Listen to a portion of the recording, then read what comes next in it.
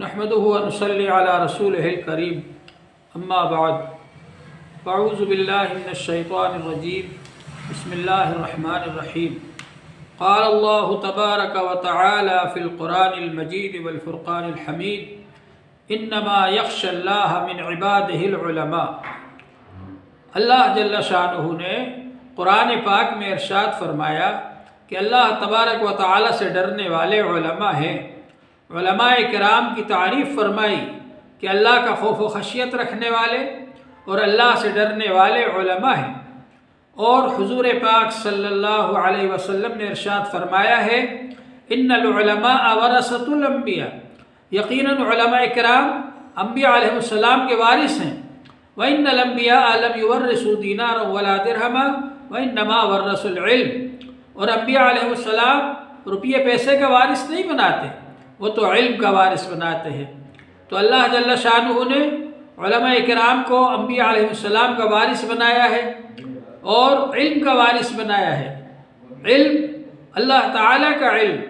قرآن پاک کا علم، حدیث پاک کا علم، یہ علم کہلانے کا مستحق ہے۔ اور اس کے علاوہ جو علم ہے وہ ہنر ہے۔ ان من العلم لجہلا، بعض علم میں سے ہے جو جہالت کی چیز ہے اور اس کو علم کہا جاتا ہے، لیکن قرآن پاک کا علم یہ علم کہلانے کا مستحق ہے۔ حضور پاک صلی اللہ علیہ وسلم نے ارشاد فرمایا ہے خیرکم من تعلم القرآن وعلمہ، تم میں سب سے بہتر وہ ہے جو قرآن پاک کو سیکھے اور سکھائے۔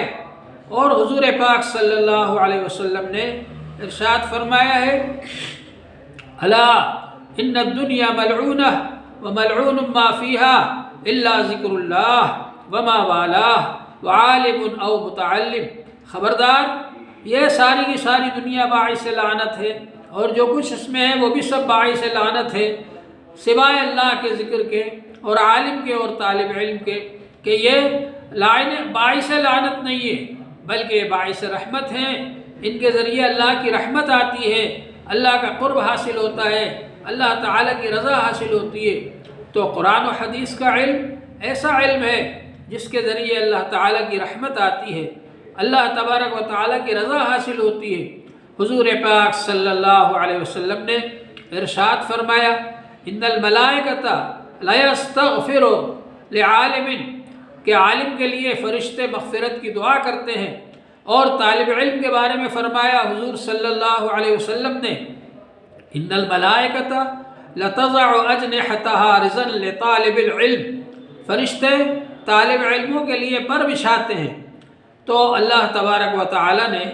عالم اور علماء کا بڑا مرتبہ بیان فرمایا کہ ان کو بڑا مرتبہ حاصل ہوتا ہے، بلند درجہ حاصل ہوتا ہے عالم اور طالب علم کو، جو کہ دین کا علم حاصل کرتے ہیں، حافظ بنتے ہیں، عالم بنتے ہیں، قاری بنتے ہیں۔ اللہ تعالیٰ کی نظر میں وہ بہت محبوب ہے۔ حضور پاک صلی اللہ علیہ وسلم نے حافظ کے بارے میں فرمایا کہ حافظ سے اللہ جل شانہ فرمائیں گے اقرا ورتقِ ورتل کما کنت ترتل فی الدنیا فإن منزلتک عند آخر آیۃ تقرأها، پڑھتا جا اور جنت کے درجوں پر چڑھتا جا، آخری منزل تیری وہی ہوگی جو تو آخری آیت پڑھے گا۔ جتنی آیتیں یاد ہوں گی، جتنی آیتیں وہاں پڑھ سکے گا، اسی کے اعتبار سے اس کی آخری منزل ہوگی۔ اور حضور پاک صلی اللہ علیہ وسلم نے ارشاد فرمایا ہے حدیث پاک کے اندر ایک ایک حافظ ایسے 10 آدمیوں کو، 10 افراد کو جنت میں سفارش کر کے لے جائے گا اس کے خاندان میں سے، جن کے بارے میں جہنم کا فیصلہ ہو چکا ہوگا۔ اور ایک ایک عالم کتنے آدمیوں کو لے کر کے جائے گا اس کی کوئی تعداد مقرر نہیں ہے۔ حضور پاک صلی اللہ علیہ وسلم نے ارشاد فرمایا یشفع یوم القیامت ثلاثۃ الانبیاء ثم العلماء ثم الشہداء، قیامت کے دن 3 قسم کے لوگ سفارش کریں گے، انبیاء علیہ السلام اور علماء کرام اور شہداء کرام، یہ حضرات سفارش کر کے جنت میں لے جائیں گے۔ تو اللہ تبارک و تعالی نے علماء کا درجہ بڑا بلند و بالا مقرر فرمایا ہے۔ ارشاد فرمایا حضور پاک صلی اللہ علیہ وسلم نے، یوزن یوم القیامت مداد العلماء بدم الشہداء، علماء کرام جو کتابیں لکھتے ہیں اور جو کاپیاں لکھتے ہیں علماء کرام حدیث پاک اور قرآن پاک کی تفسیر، تو اس کے لکھنے میں جو روشنائی خرچ ہوتی ہے اس کو تولا جائے گا شہیدوں کے خون کے ساتھ۔ تو اللہ تبارک و تعالی نے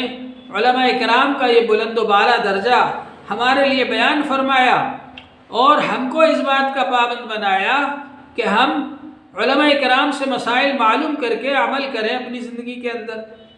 جو بھی کوئی کام کرے علماء کرام سے مسائل معلوم کریں۔ اللہ جل شانہ نے ہمارا تعلق جوڑا علماء کرام سے، فاسألوا اہل الذکر ان کنتم لا تعلمون، اگر تم نہیں جانتے تو علماء کرام سے مسائل معلوم کرو اور اس کے بعد عمل کرو۔ اگر ہم نے علماء کرام سے تعلق رکھا تو کوئی ہم کو گمراہ نہیں کر سکتا۔ جتنے گمراہ کرنے والے ہیں وہ سب یہ چاہتے ہیں کہ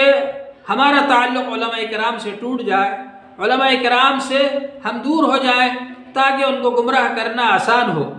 اگر کوئی آپ کو گمراہ کر رہا ہے، اگر کوئی آپ کو غلط بات بتا رہا ہے، آپ وہ بات آ کر علماء کرام سے بتائیے، فلاں آدمی دین کے بارے میں ہم سے ایسی بات کہتا ہے، علماء کرام اس کا جواب دیں گے اور آپ جا کر کے جب اس کی بات کا جواب سنائیں گے علماء کرام کی طرف سے تو وہ وہیں پر بھاگ جائے گا، وہ پھر قریب نہیں آئے گا آپ کے، کیونکہ وہ سمجھ جائے گا کہ ان پر ہمارا جادو اثر نہیں کرے گا، یہ ہماری گمراہی میں نہیں آئیں گے، یہ ہمارے جال میں نہیں پھنسیں گے، اور وہ وہاں سے بھاگ جائے گا۔ لیکن اگر آپ کا تعلق علماء کرام سے نہیں ہوگا تو ظاہر بات ہے کہ جو بھی آپ کو غلط بات بتائے گا اور گمراہی کی بات بتائے گا، اس کی بات سن کر کے آپ گمراہ ہو جائیں گے، اس کو سچ سمجھنے لگیں گے، دین سے دور ہو جائیں گے، علماء کرام سے دور ہو جائیں گے، اور ایک دن وہ آئے گا کہ آپ دین سے بدگمان ہو جائیں گے، اور وہ جو بددینی کی باتیں پھیلانا چاہتا ہے اور برائی اور گمراہی کی باتیں پھیلانا چاہتا ہے وہ آپ کو اپنا شکار بنا لے گا، اپنے جال میں پھنسا لے گا، اور آپ دین سے دور ہو جائیں گے اور بددینی میں مبتلا ہو جائیں گے۔ لیکن اگر علماء کرام سے آپ کا تعلق ہے، علماء کرام کی عقیدت اور محبت آپ کے دل میں ہے، علماء کرام سے آپ کا تعلق ہے اور آپ ان کے پاس آتے جاتے ہیں اور ان سے اپنے مسائل پوچھتے ہیں، تو جو بھی آدمی آ کر کے آپ کو گمراہ کرنا چاہے گا آپ اس کی بات علماء کرام کے سامنے رکھیں گے اور علماء کرام اس کا جواب دیں گے، تو آپ کا ذہن صاف ہو جائے گا اور دین سے آپ دور نہیں ہو سکیں گے، گمراہ نہیں ہو سکیں گے۔ اس لیے علماء کرام سے اپنا تعلق رکھیے۔ حضور پاک صلی اللہ علیہ وسلم نے اور اللہ جل شانہ نے ہمارا تعلق علماء کرام سے جوڑا ہے۔ علماء کرام سے آپ جڑے رہیں گے، علماء کرام سے رہبری حاصل کرتے رہیں گے، علماء کرام سے مسائل معلوم کرتے رہیں گے، علماء کرام سے مشورے کر کے اس کے مطابق عمل کرتے رہیں گے، تو آپ کو کوئی گمراہ نہیں کر سکے گا۔ حضور پاک صلی اللہ علیہ وسلم نے ارشاد فرمایا ہے، ترکت فیکم امرین لن تضلوا ما تمسکتم بہما، میں تمہارے اندر دو چیزیں چھوڑ کر جا رہا ہوں، جب تک ان دونوں کو مضبوطی سے پکڑے رہو گے کبھی گمراہ نہیں ہوگے۔ اور وہ دونوں چیزیں کیا ہیں؟ کتاب اللہ و سنت رسولہ، اللہ کی کتاب ہے اور اللہ کے رسول صلی اللہ علیہ وسلم کا طریقہ ہے۔ حضور پاک صلی اللہ علیہ وسلم کی سنتیں اور طریقہ اور قرآن پاک کا علم یہ علماء کرام کے پاس ہے، اور علماء کرام کے پاس اس کی روشنی ہے اور ہدایت ہے۔ ان کے سے مل کر ہم چلیں گے، ان کی رہبری میں چلیں گے تو ظاہر بات ہے کہ ہم گمراہ نہیں ہوں گے۔